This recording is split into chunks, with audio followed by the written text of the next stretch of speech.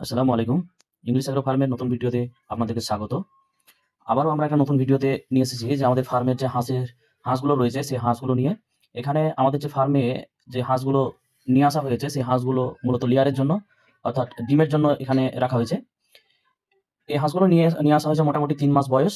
৪ মাস থেকে ৪.৫ মাস বয়স হলে সেই হাঁসগুলো ডিম দিতে শুরু করবে। তার জন্য আমাদের পূর্ব প্রস্তুতি প্রয়োজন আছে। যেমন হাঁসকে উপযুক্ত পরিমাণে খাইয়ে দেয়, সুস্থ সবল করে রাখা।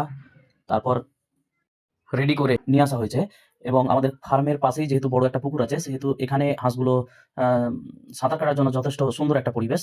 এই হাঁসগুলোকে পরিপূর্ণভাবে তৈরি করার জন্য আমাদের বিভিন্ন ধরনের খাবার যেমন লেয়ার গ্রোয়ার, আ ধান, ভুসি, ধানের তুষ, ফুলকপি, বাঁধাকপি আরো বিভিন্ন ধরনের খাবার। তাছাড়া পুকুরের যে শামুকগুলো রয়েছে সেই শামুকগুলো খেয়েও কিন্তু এই হাঁসগুলোর রোগ প্রতিরোধক ক্ষমতা বৃদ্ধি করা মুর্শিদাবাদের এই গ্রামীণ এলাকা থেকে শুরু করে শহর এলাকা সমস্ত জায়গাতে ডিমের প্রচুর চাহিদা রয়েছে।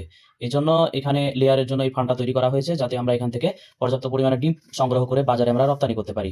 সব মিলিয়ে ইংলিশ অ্যাগ্রো ফার্ম সর্বদা প্রাকৃতিক খাবারের উপর বেশি জোর দেয়। কারণ আমরা জানি যে যেকোনো ধরনের পশু প্রাণীর ক্ষেত্রে প্রাকৃতিক খাবার অত্যন্ত সুবিধাজনক এবং তার রোগ প্রতিরোধক ক্ষমতা অত্যন্ত বাড়িয়ে দেয়।